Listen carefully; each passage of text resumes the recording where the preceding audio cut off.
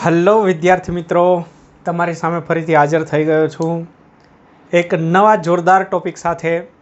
Topic જૂનો છે પણ એની અંદર એક ભાગ નવો જોરદાર લઈને આવ્યો છું.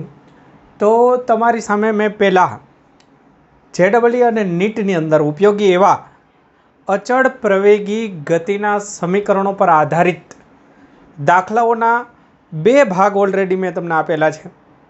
તો એ 2 ભાગ જોયા પછી આ ભાગ તમારે આગળ વધારવો.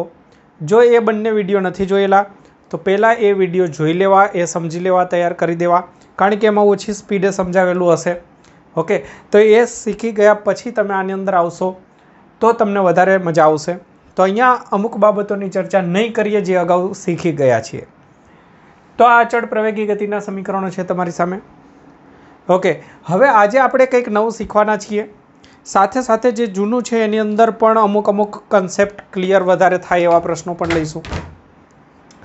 તો દેખો, અહીંયા આપણે n મી સેકન્ડમાં કાપેલું અંતર, આને લગતા કોઈ દાખલાઓ આપણે શીખ્યા નથી. જો n સેકન્ડમાં અને n મી સેકન્ડમાં બંનેનો તફાવત સમજવાનો છે આ લેક્ચરમાં ખાસ. તો આને સમજવા માટે ઘણા મિત્રોને શરૂઆતની અંદર બંને સરખું જ લાગે છે અને બે છૂટું પડતું જ નથી. n મી સેકન્ડ અને n સેકન્ડ બંનેમાં ડિફરન્સ છે. આપણે સેકન્ડમાં નહીં ખબર પડે, કલાકની અંદર સમજીએ. 5 કલાક અને 5 મી કલાક, તો આમાં ફરક છે. સમજો કે તમે 5 કલાક સુધી વાંચો છો, અથવા 5 કલાક સુધી કંઈક કામ કરો છો, અથવા 5 કલાક સુધી ચાલો છો, દોડો છો, બાઇક લઈને જાઓ છો, કાર લઈને જાઓ છો. ઠીક છે, તો આપણે આ રીતે સમજીએ. ધારી લો કે તમે અહીંયાથી શરૂઆત કરી, ગતિમાં જ આપણે રાખીએ, ગતિની જ વાત કરીએ. તો અહીંયાથી તમે ગતિ કરતાં કરતાં પહેલી કલાકે અહીંયા પહોંચ્યા, બીજી કલાકે અહીંયા, ત્રીજી કલાકે અહીંયા, 3 કલાક પછી, 4 કલાક પછી, ડી પછી જ આવે ને, યાદ દેવડાવતા જજો ભાઈ. આમાં તો ફિઝિક્સ શીખવામાં ABCD ભૂલાઈ જાય છે. F રાખીએ. તો દેખો, 1 કલાકમાં તમે આટલે અંતર કાપ્યું, બીજી કલાકે 3 કલાક ઘડિયાળમાં જોયું, ઓહો 3 કલાક સુધી અમે તો ચાલી ગયા. તો 3 કલાકના અંતે અહીંયા 4 કલાક, 5 કલાક પછી આટલું અંતર. તો હું તમને પૂછું 5 કલાકમાં કેટલું અંતર કાપ્યું? તો તમે કહેશો સર A થી F સુધી અમે અંતર કાપ્યું 5 કલાકમાં. 5 કલાકમાં, અથવા 5 ને કહીએ n, તો n કલાકમાં, અથવા સેકન્ડની અંદર વિચારી લો તો n સેકન્ડમાં. તો આ n સેકન્ડમાં કાપેલું અંતર થયું, અથવા તો n કલાકમાં, અથવા 5 કલાકમાં. હવે હું તમને પૂછું છું કે 5 કલાકમાં તમે કેટલું ચાલ્યા એ નહીં, 5 મી કલાકમાં. તો 5 મી કલાકનો મતલબ છે 5 નંબરની કલાક. ઘડિયાળમાં પહેલી કલાક, પછી બીજી કલાક, ત્રીજી કલાક, ચોથી કલાક, 5મી છેલ્લી કલાક. 1 કલાકની જ વાત છે. 5મી કલાક એટલે છેલ્લી કલાકમાં થાકી ગયા હોય તમે, તો પછી છેલ્લી કલાકની અંદર કેટલું કામ કર્યું એવો પ્રશ્ન છે. માન લો તમે ઓફિસે જાઓ છો, મોટા થઈ ગયા છો અને 5 કલાક સુધી કામ કરવાનું છે. તો તમને પહેલી કલાકની અંદર થોડા ફ્રેશ હો, વધારે કામ કરો, પછી બીજી કલાક, ત્રીજી કલાકને એ રીતે કદાચ ઘટતું જાય, તો છેલ્લી કલાક 5મી કલાકમાં તમે કેટલું કામ કર્યું? તો કે ભાઈ બહુ તો કામ નહીં કર્યું તમે. તો હું એ પૂછી રહ્યો છું, 5મી કલાક એટલે છેલ્લી 1 કલાક જ. તો 5મી સેકન્ડ એટલે 5 સેકન્ડ નહીં, 5મી છેલ્લી સેકન્ડ. તો આ ડિફરન્સ ક્લિયર થઈ જવો જોઈએ. હવે તો જુઓ, અહીંયા હું તમને પૂછું કે 11 સેકન્ડમાં કાપેલું અંતર. તો 11 સેકન્ડમાં એટલે 1 2 3 4 5 11 સેકન્ડના ટોટલ અંતરની વાત કરું છું. અને 11મી સેકન્ડ, તો મતલબ નીકાળો કે છેલ્લી 11 નંબરની સેકન્ડ, પણ સેકન્ડ તો એક જ કહેવાય. તો અહીંયા n મી સેકન્ડનો મતલબ છે n નંબરની 1 સેકન્ડ, n નંબરવાળી 1 સેકન્ડ. એની કિંમત સમજી લો 5, તો 5મી સેકન્ડ. એની કિંમત સમજો 7, તો 7મી 1 સેકન્ડ. બોલો, ક્લિયર આટલા સુધી? ઓકે, હવે આપણે આનું કેલ્ક્યુલેશન પહેલાં એમને સમજીએ. હું તમને પૂછું છું કે 5મી કલાકમાં કેટલું કામ કર્યું, અથવા 5મી કલાકમાં કેટલું ચાલ્યા. તો સિમ્પલ હિસાબ છે કે 5 કલાકમાં કેટલું ચાલ્યા, તો કે AF. હવે તમારે આટલું અંતર જોઈએ છે તો પહેલાં આટલે સુધીનું અંતર જે છે એ કેટલા સમયમાં કાપેલું અંતર કહેવાય, તો આ કહેવાય 4 સેકન્ડમાં, એટલે કે કલાકમાં ગણો તો 4 કલાકમાં. 5 કલાકમાં આટલું, 4 કલાકમાં તમે આટલે હતા, તો આ થયું છેલ્લી કલાકમાં, 5મી કલાકમાં થઈ ગયું. આટલું અંતર થયું 5મી કલાકમાં. કઈ રીતે શોધીશું? તો બહુ સિમ્પલ છે. પહેલા આપણે 5 કલાકમાં કાપેલું અંતર શોધી કાઢીએ, પછી 4 કલાકમાં કાપેલું અંતર શોધી કાઢીએ. એના સૂત્ર છે આપણી પાસે, આ જ સૂત્ર છે ભાઈ, આ રહ્યું સૂત્ર. તો એ બંનેનો તફાવત લઈ લઈએ. તો જો આમાં તમને એક્ઝામ્પલ આપ્યું, આમના પરથી ક્લિયર થયું. 5 કલાકમાં એને હવે હું n કલાકમાં અને કલાક નીકાળીને સેકન્ડ કરી નાખું છું. તો અહીંયા હું લખું છું n સેકન્ડમાં કપાયેલું અંતર. પછી આને હું કહીશ 4 કલાક, 4 કલાકની જગ્યાએ 4 સેકન્ડમાં.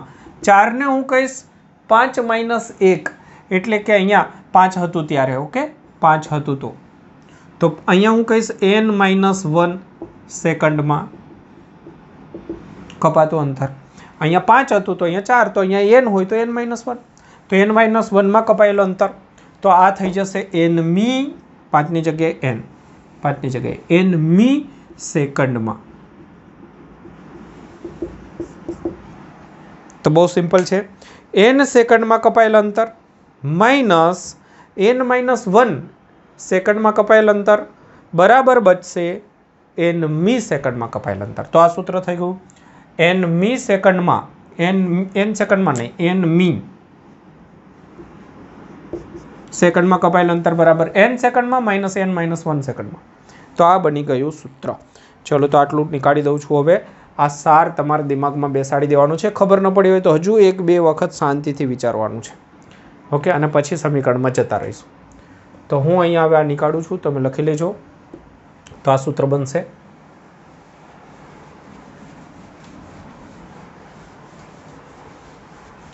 જો કન્સેપ્ટ ક્લિયર હોવો જરૂરી છે. પછી તો છેલ્લે એક સમીકરણ સીધું યાદ રાખી દઈશું. nમી સેકન્ડમાં કાપેલ અંતર બરાબર n સેકન્ડમાં કપાયેલ અંતર માઇનસ n - 1 સેકન્ડમાં કપાતું અંતર. તો nમી સેકન્ડમાં કાપેલ અંતરને આપણે કોઈક x નામ આપીએ, તો n સેકન્ડમાં કાપેલ અંતર, તો આ સમીકરણ છે t સેકન્ડમાં, તો t ની જગ્યાએ n લખવાનું છે. હવે t એટલે સમય, એ સમય એટલે t સેકન્ડ હતો, તો t સેકન્ડની જગ્યાએ n સેકન્ડ. તો આ સૂત્ર બનશે v0 n plus 1/2 a n square. t ની જગ્યાએ n લખવાનું, પછી માઇનસના માઇનસ, પછી આપણે લખવાનું આટલું n - 1, તો t ની જગ્યાએ લખવાનું n - 1. તો અહીંયા લખવાનું, માન લો કે આને કહું x1, આને કહી દઉં x2. તો x1 મેં લખ્યું, પછી માઇનસ કરીશ x2 ની જગ્યાએ આના જેવું જ સમીકરણ v0 t ની જગ્યાએ લખીશ n - 1, પછી પ્લસ 1/2 a t ની જગ્યાએ લખીશ n - 1. આ જનરલ સમીકરણ બનાવી લઈએ છીએ, પછી જેનો કાયમી ઉપયોગ કરી શકાશે. તો અહીંયા થશે v0n plus 1/2 an square minus અહીંયા થશે v0n minus v0 plus 1/2 a, અને હું a માઇનસ બીનો વર્ગ a square minus 2ab a square minus 2 into a into b plus b square, આ સમીકરણનો ઉપયોગ કર્યો મેં. તો x ઇઝ ઇક્વલ ટુ રહેશે v0n plus 1/2 an square minus, minus નિશાની આપી દઉં છું, તો અહીંયા રહેશે માઇનસ v0n, અહીંયા થઈ જશે પ્લસ v0, અહીંયા થશે માઇનસ 1/2 an સ્ક્વેર, પછી અહીંયા થશે માઇનસ, આને આપીશ એટલે માઇનસ માઇનસ થશે પ્લસ 1/2 a 2 ઇન્ટુ n तो 2 અને 2 કેન્સલ થઈ જશે એટલે a ઇન્ટુ n થશે. પછી 1/2 a ઇન્ટુ 1 એટલે 1/2 a અને આગળ માઇનસની નિશાની આવશે. તમે તમારી રીતે સાદરૂપ આપી શકો છો. ઓકે, તો હવે અહીંયા તમે જુઓ કે v0n કેન્સલ થઈ ગયા, 1/2 an સ્ક્વેર કેન્સલ થઈ ગયા. તો ફાઇનલી આપણને મળશે x is equal to v0 પછી પ્લસ આટલું રહ્યું an માઇનસ 1/2 a. તો એમાંથી હું a કોમન નીકાળું, તો એ કોમન નીકાળું એટલે રહેશે n માઇનસ 1/2. આ સમીકરણ બની, આ ફાઇનલી સમીકરણ તમારી સામે છે. અથવા ક્યારેક આ રીતે લખતા હોય છે v0 પ્લસ a બાય 2. હું અહીંયા લસા લઈ લઉં તો 2n માઇનસ 1. આ સમીકરણ પણ જાણીતું છે. 2n માઇનસ 1, 2 મેં બહાર નીકાળી દીધો છેદમાં. તો આ સમીકરણ આપણે યાદ રાખીશું, x is equal to v0 plus a by 2 અને કોન્સની અંદર 2n માઇનસ 1. તો આ થયું n મી સેકન્ડમાં કપાયેલું અંતર, n મી સેકન્ડમાં કપાતું અંતર. બોલો ક્લિયર? તો લખી રાખજો આ દાખલો, બહુ સરસ એવો દાખલો, એની સમજણ સાથે લખી રાખજો. પછી ભલે છેલ્લે આપણે સીધા જ આ સમીકરણનો ઉપયોગ કરીએ, પણ કન્સેપ્ટ ક્લિયર હોવો જોઈએ. ઓકે, લખો.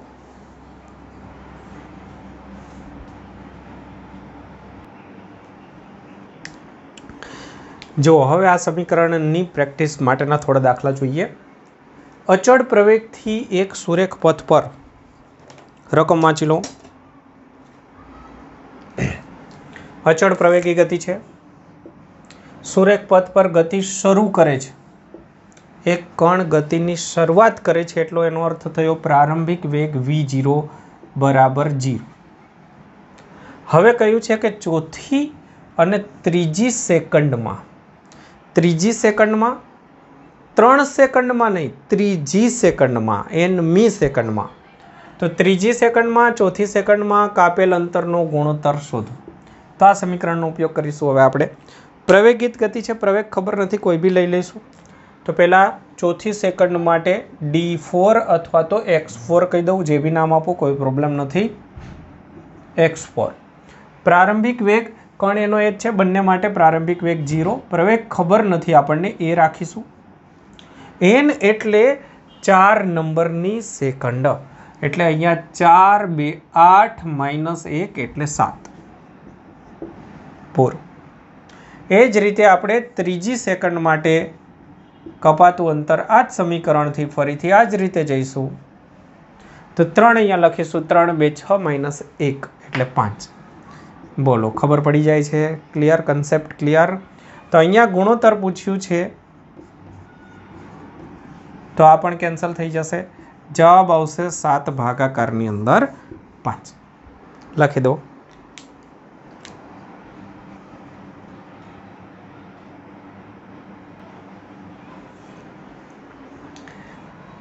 બીજો દાખલો તમારી સામે આની પ્રેક્ટિસ માટે.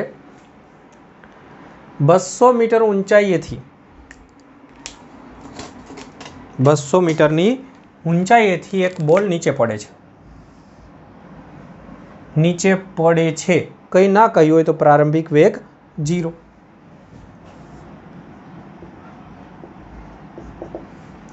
તો તેણે શરૂઆતની 3, અહીંયા ખાસ ધ્યાન દેજો શબ્દ, શરૂઆતની 3 એક પછી એક સેકન્ડમાં કાપેલ અંતરનો ગુણોત્તર. શરૂઆતની 3 એક પછી એક એટલે પહેલી, એના પછીની બીજી, એના પછીની ત્રીજી, એટલે શરૂઆતની 3 થઈ ગઈ સેકન્ડ, પહેલી સેકન્ડ, બીજી સેકન્ડ, ત્રીજી સેકન્ડ. એમાં કાપેલ અંતર એટલે દરેકે દરેક સેકન્ડમાં કાપેલ અંતરનો ગુણોત્તર પૂછ્યો છે. તો અહીંયા આપણે આ સમીકરણનો ફરીથી ઉપયોગ કરીશું. તો પહેલી સેકન્ડમાં કાપેલ અંતર, બીજી સેકન્ડમાં, ત્રીજી સેકન્ડમાં. આ રીતે ઊંચાઈ ખૂબ વધારે છે એટલે તળિયે નહીં પડી જાય. જો તળિયે જમીનને સ્પર્શ થઈ જશે તો પછી વધારે અંતર કાપી નહીં શકે. એટલે અહીંયા લગભગ આટલું મોટું અંતર હોય એટલે કોઈ પ્રોબ્લેમ ના આવે. અંદાજિત કેલ્ક્યુલેશન બી જોઈ લઈશું. પહેલી સેકન્ડમાં કાપેલ અંતર, પ્રથમ 1 સેકન્ડમાં કાપેલ અંતર તો જેને હું x1 કહી દઉં તો પ્રારંભિક વેગ 0, ગુરુત્વ પ્રવેગ અહીંયા લઈશું g/2 અને પછી 1 સેકન્ડ છે એટલે અહીંયા હું 1 લઈશ તો 2 - 1 એટલે 1.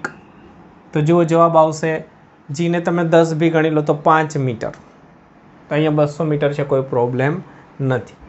એ જ રીતે બીજી 1 સેકન્ડમાં, બીજીમાં નહીં પણ બીજી સેકન્ડમાં સમજો, બીજી 1 સેકન્ડમાં કાપેલ અંતર એને x2 કહીએ તો ફરીથી આ જ સમીકરણ હમણાં શીખવાડી દીધું કે અહીંયા 2 આવશે બીજી સેકન્ડ, જે nમી સેકન્ડ હોય તો n લખતા હતા, તો બીજી હોય તો 2 લખવાનું, તો 2 2 4 - 1 એટલે 3.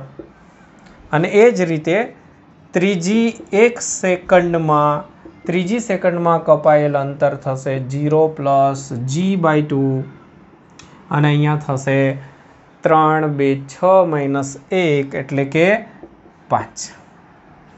હવે વાત રહી ગુણોત્તરની.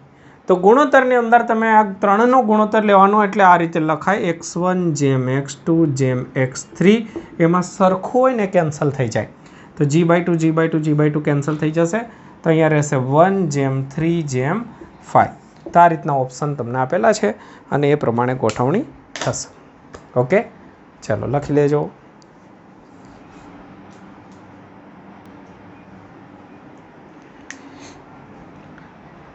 જુઓ, હવે તમને આમનો ઉપયોગ સરસ એવો વધારે આગળ પડતો સમજણ પડશે. એક પદાર્થ સ્થિર સ્થિતિમાંથી મુક્ત પતન પામે છે. તો ફરીથી પ્રારંભિક વેગ 0, અહીંયાથી ધારી લો કે પ્રારંભિક વેગ 0 સાથે ગતિ કરે છે.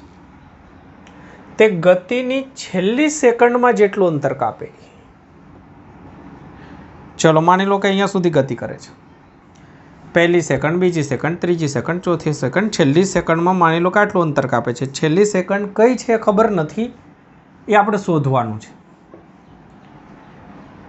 છેલ્લી સેકન્ડમાં જેટલું અંતર કાપે છે, માની લો કે હું એને કહું x. આ છેલ્લી સેકન્ડ કયા નંબરની એ તો ખબર નહીં, તો nમી કહી દઈએ.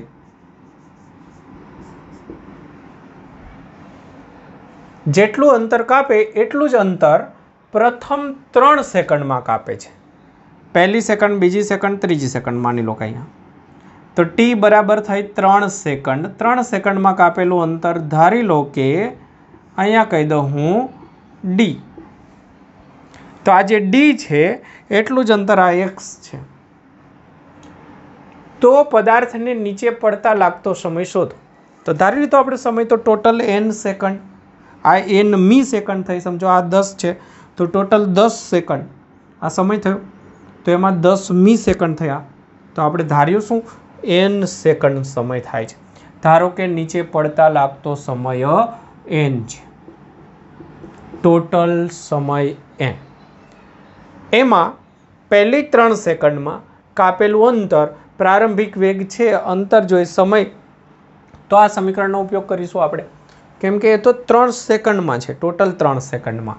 તો 3 સેકન્ડ માટે આપણે આ જે પરિસ્થિતિ છે એમના માટે આ સમીકરણનો ઉપયોગ કરીશું. d બરાબર v0t પ્લસ 1/2. એની જગ્યાએ ગુરુત્વ પ્રવેગ લઈશું g અને ત્યારબાદ ટીની જગ્યાએ લઈશું 3.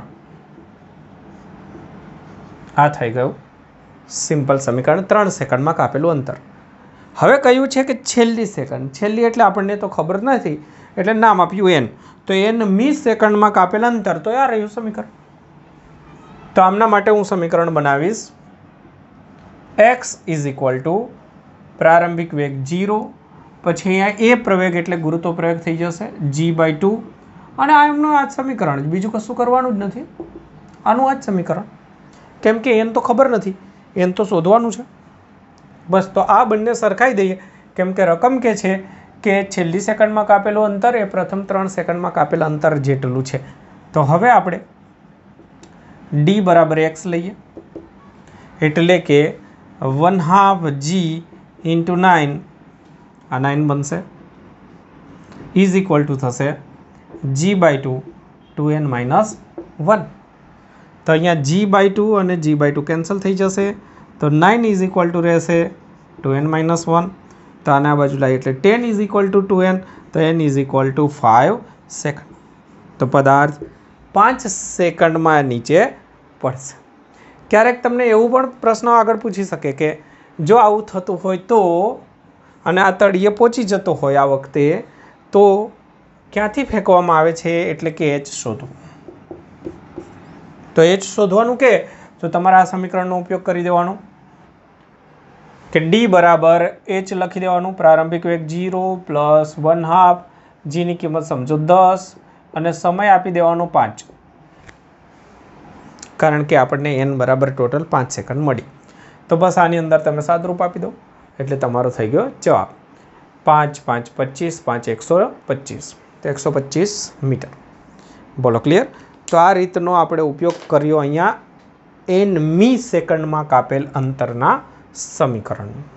ઓકે, ચાલો, તો આ વાત કરી દીધી આપણે. n મી સેકન્ડ સ્પષ્ટ ક્લિયર કરો, કારણ કે આને લગતા અમુક MCQ પૂછાય ત્યારે n સેકન્ડ અને n મી સેકન્ડ એમનો તફાવત સમજવો બહુ જરૂરી છે. લખી દેજો.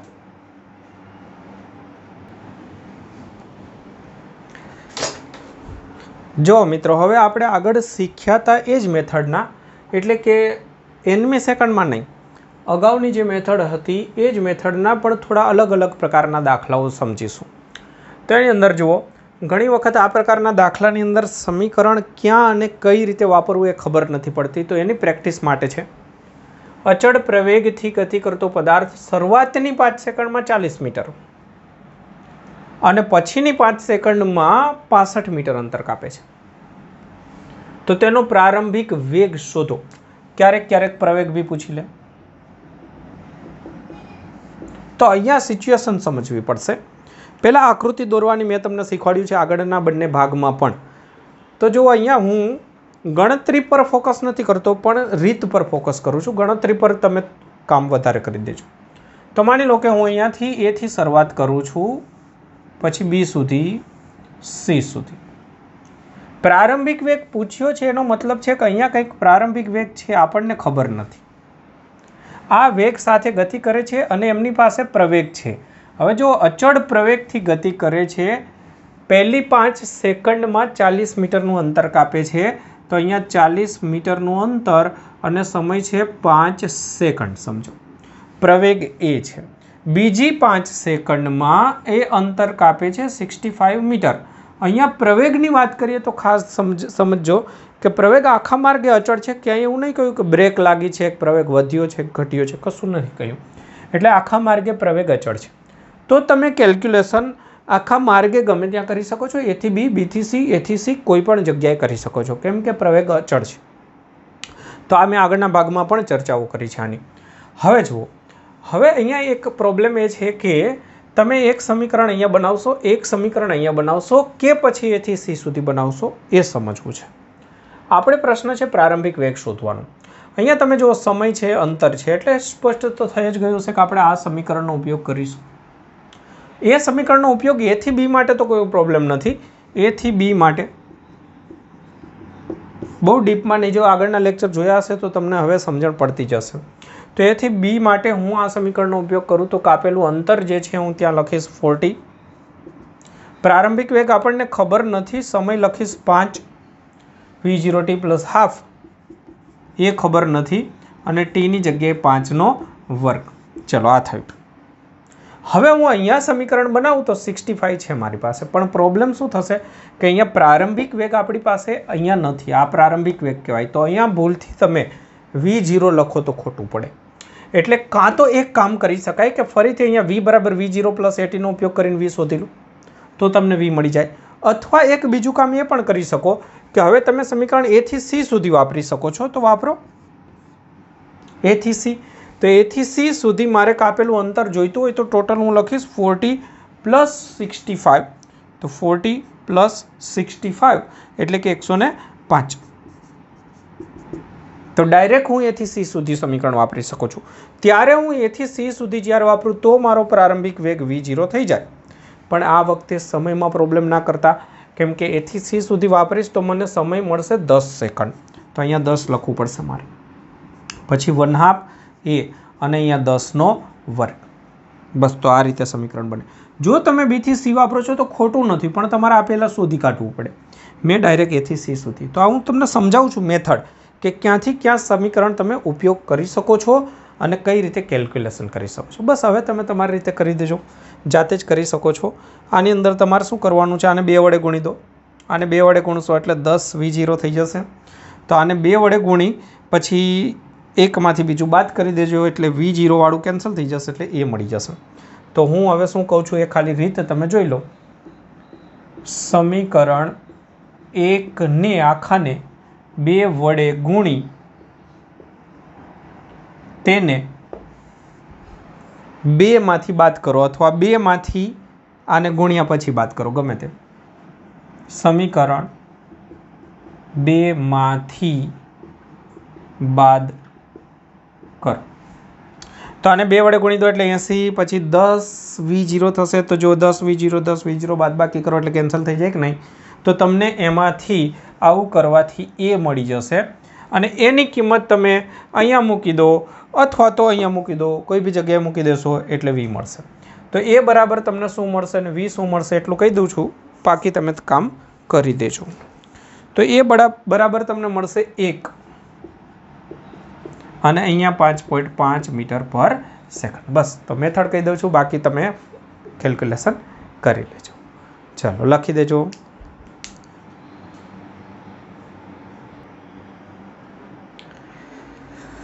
જો એક સરસ એવો દાખલો છે।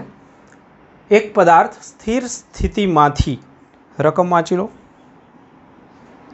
સ્થિર સ્થિતિમાંથી એ જેટલા, તો અહીંયા તમને માહિતી શું આપી? प्रारंभिक वेग 0, प्रवेग n सेकंडना अंते तेनो वेग v होय तो छेल्ली 2 सेकंड में कापेल अंतर, छेल्ली 1 सेकंड में पूछ्युं होत ने तो आपणने आवडत। छेल्ली सेकंड में कपायेल अंतर ए आपणने आवडतुं हतुं, पण आ लोकोए शुं कर्युं? छेल्ली 2 सेकंड में कापेल अंतर पूछ्युं। तो छेल्ली 2 सेकंड में कापेल अंतर कई रीते केल्क्युलेट करवुं, तो एमना माटे समझो आ रीते। अहींयाथी शरूआत करे छे V0 बराबर 0। मानी लो n सेकंड में कपातो टोटल अंतर आपणे कहीए dn। छेल्ली 2 सेकंड में कपाયેલ अंतर जोईतुं होय तो छेल्ली सेकंड में कपाયેલ अंतरवाળી मेथडनो ज उपयोग करीए। मतलब के अहींयानुं अंतर आपणे जोईए छे तो छेल्ली 2 सेकंड तो आटलुं केटलुं होय? आ समय n थयो तो आ समय थाय n-2 सेकंड जेटलुं। तो आटला समय में कापेलुं अंतर आपणे शोधी काढीशुं। समझो n नी किंमत कंईक धारी लो 10, तो 10 सेकंड में कापेलुं अंतर आटलुं, तो 10-2 एटले के 8 सेकंड में कापेलुं अंतर आटलुं। ए बंनेनो तफात लई लईशुं एटले आपणने आ जवाब मळी जशे। तो पहला आपणे शुं करीए? n सेकंड में कापेलुं अंतर, तो x बराबर आपणो प्रश्न जे छे एनी अंदर आ रीते थशे, x बराबर n सेकंड में कापेलुं अंतर अने n-2 सेकंड में कापेलुं अंतर। समीकरण आपणे आ ज वापरवाना छीए। प्रारंभिक वेग 0 प्लस 1/2 at²। अचल प्रवेग थी गति करे छे, ए जेटलो प्रवेग छे आम नीचे पड़े छे एवुं नहीं, कारण के ए जेटलो प्रवेग छे आम गति करतो हशे तो एनाथी कोई फरक नहीं पड़तो, एटले g नहीं लखी शकाय आपणे। तो आपणे at² लखीशुं, तो एनी अंदर 1/2 a अने t नी जग्याए n लखीशुं, तो an²। आ आपणे वात करी dn। ए ज रीते विचारो फरीथी समीकरण प्रारंभिक वेग 0 प्लस 1/2 a अने अहींया हूँ लखीश n-2 नो वर्ग। थई गयुं क्लियर? तो मैं बस आज समझण आपी के n सेकंड में कापेल अंतर अने n-2 सेकंड में, n मी सेकंड नहीं आ वखते, याद राखजो। तो अहींया आपणो आंसर शुं थशे? 1/2 an² माइनस, जो अहींया वर्ग करीश 1/2 a माइनस b नो वर्ग, तो a² -2ab એટલે 4n પ્લસ આનો વર્ગ એટલે 4. તો છૂટા પાડી દઈએ 1/2 an² માઇનસ, જો અહીંયા થશે 1/2 an² minus an2 2an plus 2 cancel એટલે 2a. તો હવે માઇનસ નિશાની આને આપીશ એટલે આ કેન્સલ થઈ જશે. તો અહીંયા માઇનસ માઇનસ પ્લસ રહેશે 2an અને આને માઇનસ આપીશ એટલે થઈ જશે -2a. તો આપણો આન્સર બનશે 2a. જો હું કોમન નીકાળી લઉં છું તો રહેશે n-1. તો આ આપણો આન્સર થશે. પણ અહીંયા આપણને ઓપ્શનનું સ્વરૂપ અલગ આપ્યું છે. જો ઓપ્શનમાં ક્યાંય પ્રવેગ આપ્યો નથી. પ્રવેગ નીકાળવાનો છે ને વેગ લાવવાનો છે. વેગ કયો? v. કારણ કે છેલ્લી સેકન્ડમાં વેગવાળાનો તો ઉપયોગ થયો નહીં, એટલે હવે આપણે આ સમીકરણની અંદર વેગવાળા સમીકરણનો ઉપયોગ કરીશું. વેગ લાવવો છે અને nમી સેકન્ડ, સમય અને વેગ. તો સમય અને વેગવાળું આ સૂત્ર છે. તો આમાં કિંમત મૂકીએ. v અંતિમ વેગ, પ્રારંભિક વેગ 0, પ્રવેગ a અને સમય nમી સેકન્ડ, n સેકન્ડના અંતે. તો આ t સેકન્ડના અંતે છે, આ n સેકન્ડના અંતે. તો આમાં તમને પ્રવેગ મળી જશે v/n. તો આ પ્રવેગ અહીંયા મૂકી દઈશું. તો સમીકરણ બનશે 2 × v/n n-1. તો આ થઈ જશે આન્સર. બોલો ક્લિયર? તો આપણને કોઈક એક એવો ઓપ્શન મળી રહેશે. આ ઓપ્શન છે બી. ક્લિયર? લખી લો.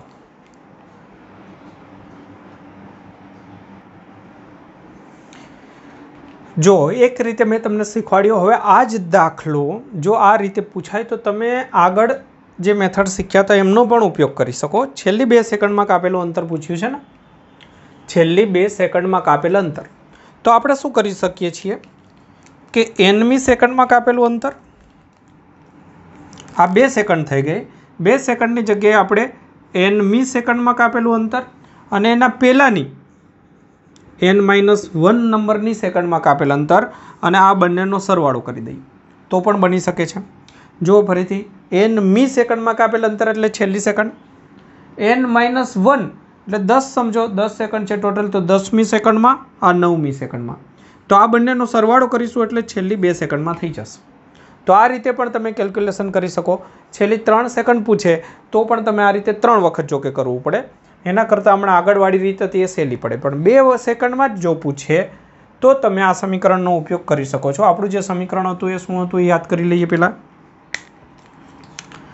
nમી સેકન્ડમાં કાપેલું અંતર v0 પ્લસ a/2 2n-1. તો જુઓ છેલ્લી સેકન્ડમાં તો આપણી પાસે છે જ ઓલરેડી. તો કુલ અંતર બરાબર છેલ્લી સેકન્ડમાં કાપેલ અંતર અને છેલ્લેથી આગળવાળી સેકન્ડમાં કાપેલું અંતર. છેલ્લી સેકન્ડનું સૂત્ર શું છે?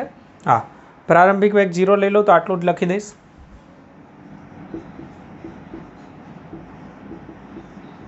પ્લસ આના માટે સમીકરણ કઈ રીતે લખાય? પ્રારંભિક વેગ 0 તો ફરીથી થશે a/2.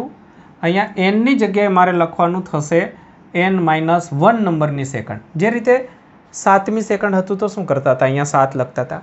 પછી 6ઠ્ઠી સેકન્ડ હોય તો શું લખતા હતા? 6. તો અહીંયા એક વખત n છે અને એક વખત n-1 છે.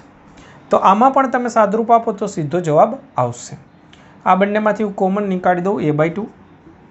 તો અહીંયા રહેશે 2n-1. પછી આ પ્લસ, આ નીકાળી દીધું તો આટલું રહેશે. એને હું ગુણાકાર કરી દઉં તો 2n-2 અને આ -1 અલગ છે. મેં બંનેમાંથી a/2 કોમન નીકાળ્યા, બાકીનું બધું રહેવા દીધું. તો ફાઇનલી સાદરૂપ આપણે આગળ વધારીએ તો 2n એટલે 4n. અહીંયા થશે -4. ફરીથી હું -4 પણ કોમન નીકાળું. -4 કોમન નીકાળું તો જુઓ 2an-1. આગળ બી આ જ હતું અને એમાં એની કિંમત આપણે આ મૂકી દીધી હતી. તો આ બીજી રીત શીખ્યા. જો અહીંયા કોઈ એક્ઝામ્પલ એટલો અગત્યનું નથી, હું જે સમજાવું છું એ તમને મેથડ સમજાવું છું બાળકો. તમે રીત સમજો, એમના પર ફોકસ કરો, વધારેમાં વધારે મહેનત કરો તો કામ તો અંશે. ઓકે, ચાલો લખી લો. બીજી મેથડ પણ લખજો એટલે ક્લિયર રહે કે આ રીતે બી થઈ શકે, આ રીતે બી થઈ શકે. કન્સેપ્ટ ક્લિયર કરવા માટે છે એટલે લખવું બધું જ.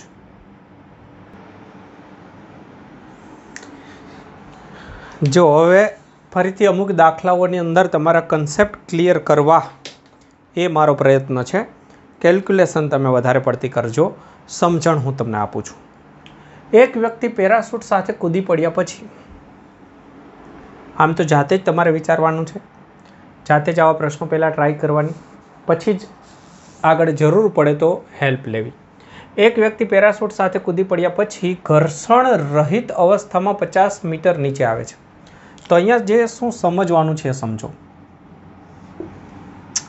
એક વ્યક્તિ પેરાશૂટ લઈને ઉપર જાય છે પ્લેનની અંદર, હેલિકોપ્ટરની અંદર, અને ત્યાંથી પેરાશૂટ જે છે એમની સાથે કૂદે છે. એ વખતે કંઈ ન કે તો પ્રારંભિક વેગ 0.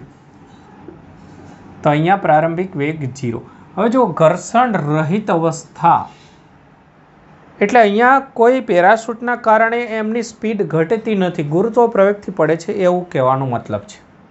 50 મીટર નીચે આવે છે તો A થી B સુધી એનો કહેવાનો મતલબ છે કે અહીંયા ગુરુત્વ પ્રયોગનો ઉપયોગ કરજો.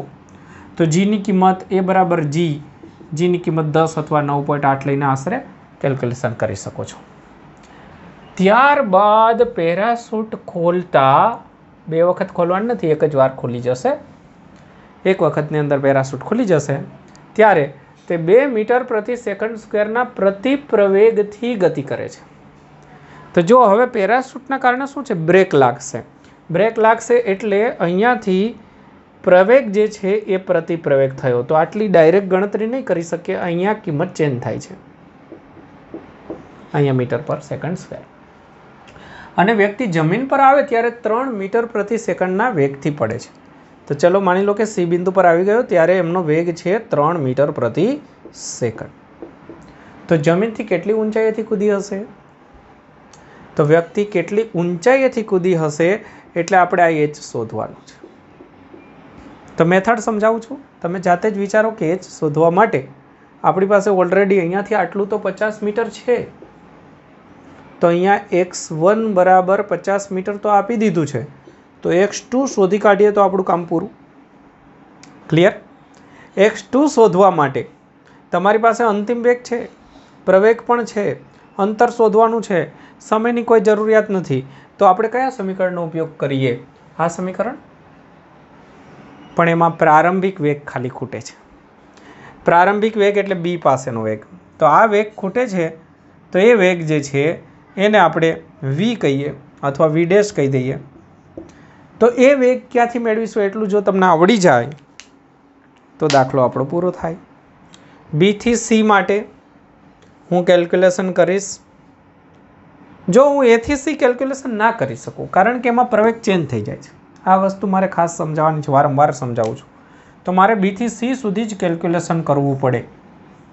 તો એમાં હું v સ્ક્વેર એટલે 3નો વર્ગ માઇનસ v ડેશ સ્ક્વેર બરાબર 2 ઇન્ટુ a, એની જગ્યાએ મારે લખવું પડશે -2, ખાસ યાદ રાખજો.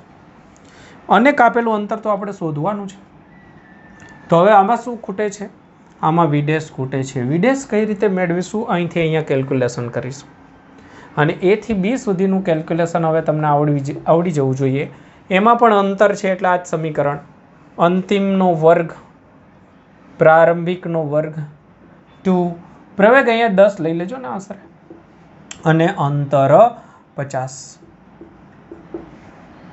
તો અહીંયા તમને v સ્ક્વેર મળી જશે. તો v સ્ક્વેર બરાબર શું મળશે? v સ્ક્વેર બરાબર મળ્યું તમને 5 ગુણાકારમાં 2 એટલે કે 10 એટલે કે 100 એટલે કે 1000 સમજો. 1000 લઈને કેલ્ક્યુલેશન કરી નાખો, બસ તો પૂરું થવા આવ્યું છે. આમ તો આમાં કિંમત મૂકી દેજો, સાદરૂપ આપી દેજો. ઓકે, v સ્ક્વેરની જગ્યાએ શું લખવાનું છે? v ડેશ સ્ક્વેર, અહીંયા v ડેશ સ્ક્વેર સોરી. તો v ડેશ સ્ક્વેરની જગ્યાએ 1000 અને પછી બસ સાદરૂપ આપી દો. તો એપ્રોક્સિમેટલી તમને આન્સર આવશે x2નો આન્સર જે છે એ આમાં 243 લખ્યું છે, એટલે કે ટોટલ આન્સર 293 લખ્યું છે, પણ એણે 9.8 લીધું છે. તો તમને થોડોક ચેન્જીસ આવશે, એટલે કોઈ પ્રોબ્લેમ નથી. તો તમને જવાબ જે છે એ આશરે કહું છું તો આશરે તમને 243 આપ્યું છે, એટલે તમને એનાથી અલગ મળશે થોડું. ઓકે, તો એમાં કંઈ ગભરાવાની જરૂર નથી. જે મળે એમાં 50 ઉમેરી દેજો. ક્લિયર? તો જો આ રીતે કઈ રીતે સૂત્રનો ઉપયોગ એ સમજાવ્યું.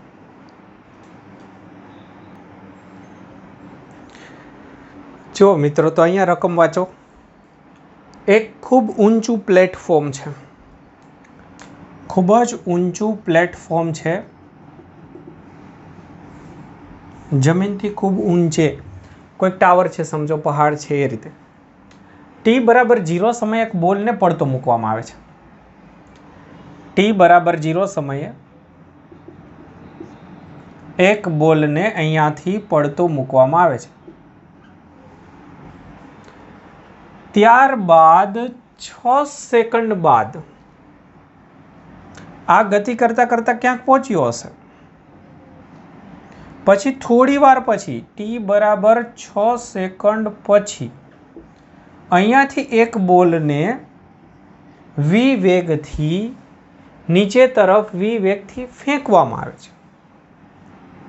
બંને બોલ 18 સેકન્ડ, ટોટલ 18 સેકન્ડ બાદ મળતા હોય. જો અહીંયાથી સમય સ્ટાર્ટ, તમારો પ્રયોગ આપણો ચાલુ. એક પેનને આપણે મૂકી દીધી, પડી ગઈ. લો, તો ઊંચું પ્લેટફોર્મ હશે તો પડી નહીં જાય. તો અહીંયાથી તમે એક પેનને મૂકી છે, એ ગતિ કરતાં કરતાં અહીંયા આવી, પછી બીજી પેનને ફેંકી, એટલે આની સ્પીડ વધારે હશે. આની સ્પીડ જે છે એમના કરતાં શરૂઆત. તો ધીમે ધીમે આગળ વધે છે, આગળ વધે છે, આગળ વધે છે. અહીંયા બે ભેગા થઈ જાય છે. આને સમય મળે છે 18 સેકન્ડ. હવે આને જે સમય મળે ને એ 6 સેકન્ડ પછી ફેંક્યો છે, તો આમને સમય 6 સેકન્ડ ઓછો મળશે. એટલે આમને સમય મળશે 18 - 6 એટલે કે 12 સેકન્ડ. તો આ જે છે એ 18 સેકન્ડમાં અંતર કાપશે, આ 12 સેકન્ડમાં. જેવું કેમ? કારણ કે એને ફેંક્યો છે, તો એની સ્પીડ વધારે હશે. તો એ વેગ કેટલો હશે? આવો પ્રશ્ન છે. તો બહુ સિમ્પલ છે. જો હિન્ટ આપી દઉં છું અને પછી તમારે કેલ્ક્યુલેટ કરવાનું છે. આણે કાપેલું અંતર અને આણે કાપેલું અંતર સરખા છે. જુઓ, તો પહેલાં એક આપેલું અંતર જે છે આ સમીકરણ પ્રમાણે લેશો d1, બીજા માટે d2. પહેલા માટે શું થશે? પહેલા માટે પ્રારંભિક વેગ 0 પ્લસ 1/2 g, એની જગ્યાએ g, અને t ની જગ્યાએ તમારે લેવાનું થશે 18. બસ બીજા માટે 18 ની જગ્યાએ 12 લઈ લો, પણ એને પ્રારંભિક વેગ આપવો પડશે. પ્રારંભિક વેગ આપણે લઈશું v0, સમય લઈશું 12 પ્લસ 1/2 g, અને સમય લઈશું 12. બસ પૂરું. તો આ થઈ ગયું, પૂરું થઈ ગયું. પહેલા માટે પ્રારંભિક વેગ 0, બીજા માટે પ્રારંભિક વેગ v0. v0 ની જગ્યાએ આપણે v નામ આપીશું, કારણ કે એ લોકોએ v નામ આપ્યું છે, અને એમનો સમય જુદો રહેશે. g ની જગ્યાએ 10 મૂકી દેજો અને સાદુરૂપ આપી દેજો, એટલે તમને આની અંદરથી હવે જો v જ ખૂટે છે તો v તમને મળી જશે. અને v ની કિંમત કહું છું એ તમે કેલ્ક્યુલેટ કરી દેજો, 75. ઓકે, ચાલો.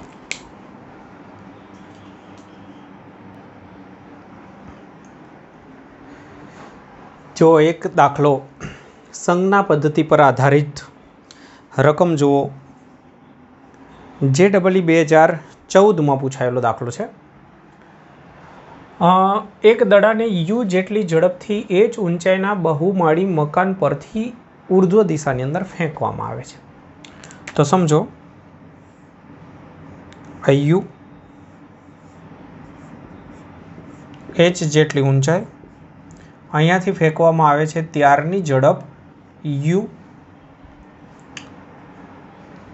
તેને જમીન પર પહોંચતા લાગતો સમય. તો અહીંયાથી ગતિ કરતાં કરતાં જશે a થી b સુધી, પછી b થી ગતિ કરતાં કરતાં c સુધી આવશે, ત્યાં સુધીનો સમય તેને ગતિમાર્ગ પર મહત્તમ ઊંચાઈએ પહોંચતા લાગતો સમય, અહીંયાથી અહીંયા સુધી પહોંચવા માટે લાગતો સમય, જેને હું T1 કહી દઉં, તો એમના કરતાં અહીંયાથી અહીંયા સુધીનો જે ટોટલ સમય છે એને T2 કહું. આ બધું થઈને તો એ T2 T1 કરતાં n ગણો છે. આ માહિતી છે. તો ફરીથી સમજી લો, અહીંયાથી અહીંયા સુધીનો સમય T2 એ અહીંયાથી અહીંયા સુધીના સમય T1 કરતાં n ગણો છે. તો h, u અને n નું સમીકરણ મેળવો. સમીકરણ ઘણા બધા આપ્યા છે. તો શું કરીશું? બહુ સિમ્પલ, આટલાની અંદર કિંમત મૂકવાની છે. અને એ કિંમત મૂકવા માટે T1 માટે આપણે શું કરીશું? અહીંયાથી આટલું વગર સંજ્ઞા પદ્ધતિએ કામ કરી લઈશું. તો a થી b માટે એક સમીકરણ. જો અહીંયા સમયની વાત છે, અંતિમ વેગ તમે જાણો છો 0 હોય, પ્રારંભિક વેગ છે, તો v બરાબર v0 પ્લસ at વાપરી લઈ. અંતિમ વેગ 0, પ્રારંભિક વેગ u. પ્રવેગ અહીંયા સંજ્ઞાપત્તિ વગર ઉપર જાઓ, તમને ખબર છે કે માઇનસ આવશે, ગુરુત્વ પ્રવેગ, કેમ કે વેગ ઘટશે. અને સમયને કહી દઉં T1. તો આમના પરથી તમને GT1 બરાબર મળી જશે u, તેથી T1 બરાબર મળશે u/g. જો આ T1ની કિંમત મળી ગઈ. ક્લિયર? હવે આપણે આગળ T2 વિશે વિચારીએ. T2 સમય છે અહીંયાથી ટોટલ સમય, તો એમાં સંજ્ઞાપત્તિ વાપરીશું. ધારી લો કે આ અગાઉ શીખવાડી લીધું છે, આગળના લેક્ચરમાં ટેક્સમાં પણ દાખલો છે. ધારી લો કે અહીંયા ઉગમ બિંદુ છે, તો પ્રારંભિક x0 અને y0 0 થઈ જશે. અને અહીંયાથી આપણે વિચારીએ y, તો અંતિમ સ્થાન જે છે y બરાબર થશે -h, કેમ કે અહીંયા ઉગમ બિંદુ રાખવું, તો છેલ્લું સ્થાન એનું થશે -h નીચે તરફ. તો મારે a થી b થી c સુધીની ગણતરી કરવી છે. હવે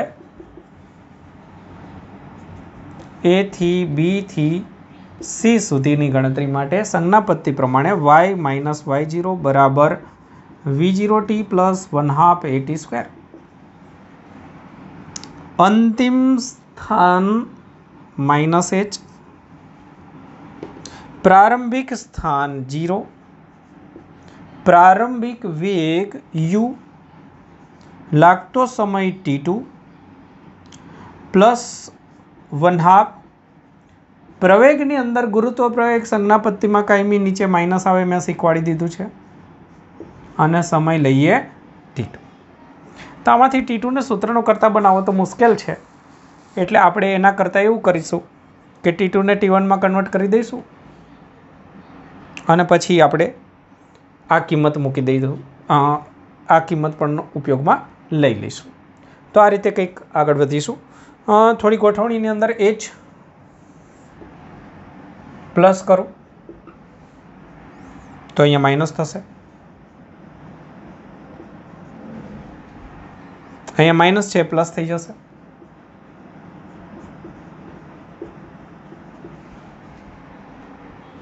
હવે શું કરીએ? T2ની જગ્યાએ આપણે રાખી દઈએ nT1 અને T1ની જગ્યાએ u/g કરી દઈએ. તો હું T2 દેખાશે ત્યાં n, T1ની જગ્યાએ u/g, તો આટલું લખી દઉં છું. તો h બરાબર થઈ જશે u, T2ની જગ્યાએ લખીશ હું n u/g, પછી પ્લસ g/2, અને T2ની જગ્યાએ n u/g એટલે n² u² g². ક્લિયર? તો આગળ થોડું સાદુરૂપ જે રીતે થતું હોય એ n u²/g, એક g કેન્સલ દેખાય છે, n² u² 2g. કોમન નીકાળવાનો પ્રયત્ન કરું તો u²/g અને એક n u²/g આટલું કોમન નીકળી જશે. n u²/g આખું, તો અહીંયા રહેશે -1 પ્લસ u²/g અને એક n એટલે અહીંયા રહેશે n/2. કેમ કે અહીંયા સમીકરણનું સ્વરૂપ જુઓ n-2 n-2 એ પ્રકારે છે. તો અહીંયા હજુ હું લસા લઈશ nu² / g. તો અહીંયા હું લસા લઉં તો -2 + n/2 h. તો હવે ફાઇનલી મને મળે છે આ 2 બહાર નીકાળી દઉં તો h બરાબર nu² n-2 / 2. nu², 2 - n અહીંયા ગોઠવણી કરી. આ 2 તો છેદમાં છે એને મેં આગળ લઈ લીધો અથવા તો અલગ કરી નાખ્યો. હજુ g રહી ગયો છે g. તો તમે જુઓ હવે સમીકરણનું સ્વરૂપ આની સાથે મેચ થતું ગોઠવવા માટે 2gh કરી દઈએ તો 2gh બરાબર nu² n-2. આ થઈ ગયો આન્સર. 2gh બરાબર nu² અને n-2. ઓકે, તો પ્રેક્ટિસ કરજો આમની પણ. સરસ એવો દાખલો. ઓકે, તો મિત્રો ઘણા બધા દાખલા શીખ્યા. આવા દાખલા તો ખૂટવાના જ નથી, પણ મેથડ પર ફોકસ કરજો. હજુ પણ ઘણા દાખલાઓ તમને મળતા રહેશે, પણ જે મેં કન્સેપ્ટ આપ્યો છે એના પર પ્રેક્ટિસ કરશો તો નવો કોઈ પણ દાખલો આવશે તો એની અંદર તમે આગળ ને આગળ કેલ્ક્યુલેશન કરી શકશો. તો રીત પર જજો. બરાબર છે, સમીકરણો તો છે જ તમારી સામે, પણ જે દાખલા શીખવાડ્યા છે એની મેથડ પર ફોકસ કરજો. ઓકે, અને પેલું શેર કરજો, સબસ્ક્રાઈબ કરજો, વગેરે વગેરે જેવું કરતા રહેજો. ઓકે.